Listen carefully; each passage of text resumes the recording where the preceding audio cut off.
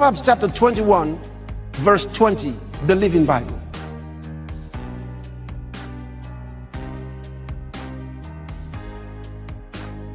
The wise, you read it yourself. You are seeing it now. It's on the screen. Read. 1, 2, go.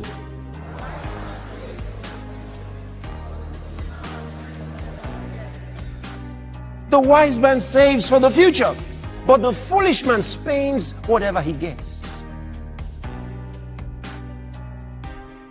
He spends whatever he gets.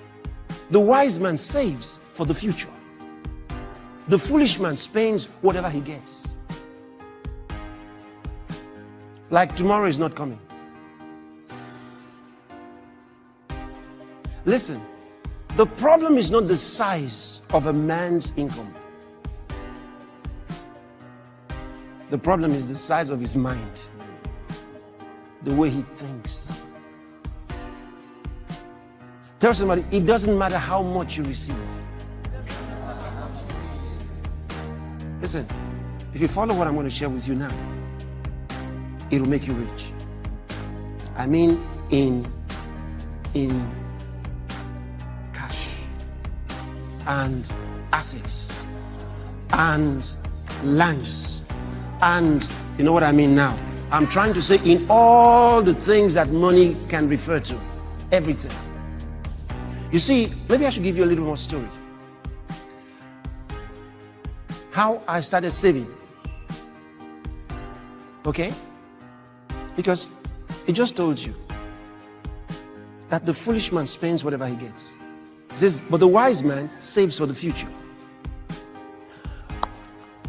We were still a young church, and we had to spend everything, because in fact I also got money from the friends and others who sent me money.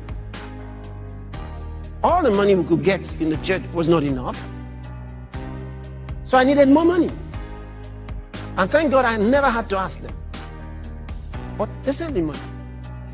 And so we would use money for hiring chairs, money for hiring the place, money for just name it.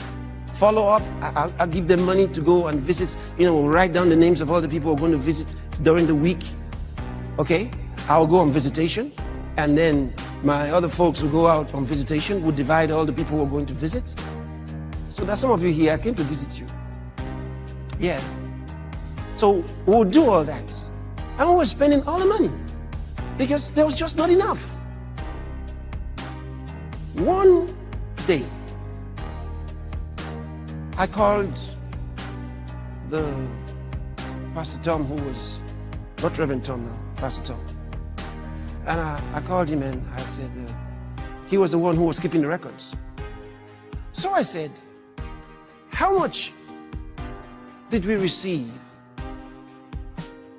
this past month? He went, got his records, and he said to me, 8,000 naira. I said, so how much is left? He smiled, he said, it's finished. I said, 8,000 naira is finished. I didn't even know that we could have 8,000 naira. I said, impossible. 8,000? How? What did we do with 8,000? He was trying to write the things that I was not interested. No, he didn't get my point. My point wasn't giving me the list of what we did. I was not trying to balance the equation. My point was, what in the world did I do with 8,000 naira? Dear God! I said, what about the previous month? 8,000 naira, about, somewhere around 8,000 naira also. So I found out that in the last 3 months, we had up to 8,000 naira each month. I said, I spent 8,000 naira, God Almighty, on what? This is impossible. How could I have done that? Spend everything? How could I? Then I said, now, let me tell you what. From this month, you will save 5,000 naira. Hear what I'm telling you. We will use only 3. Listen to me. I didn't say save 3. We will use 5. I said save 5. We will use 3. I said, okay.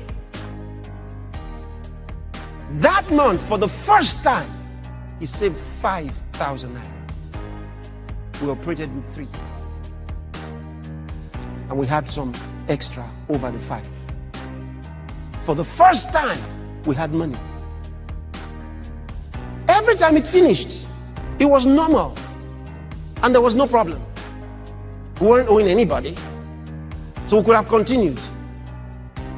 But I said, what? That's wrong. I said, save 5. At the end of this month, we had 5,000 naira owing nobody.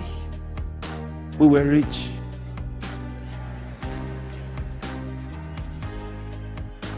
That was the beginning. And from then on, I knew how to save. And I would save and save and always save. Because God said to save. He said, if you are wise, you will save. If you are a fool, you will spend everything.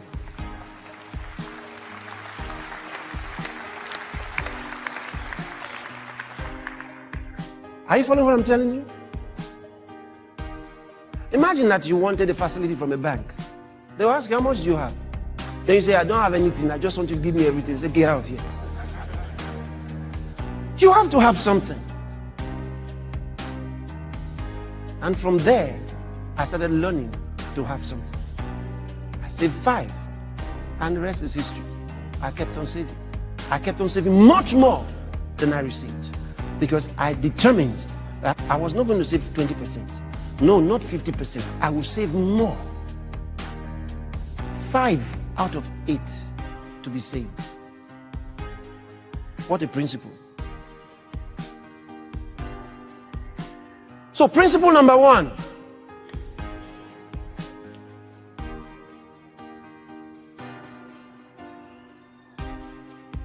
You already know it, right?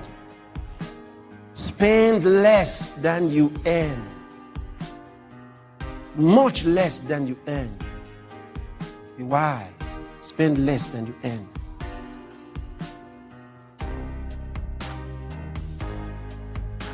Don't say the money is not enough. I just told you. Listen, under normal circumstances, the 8,000 would have not been enough. I knew it. So that's why I wasn't interested in the list of things they were going to write for me. I knew that that would help me make an excuse.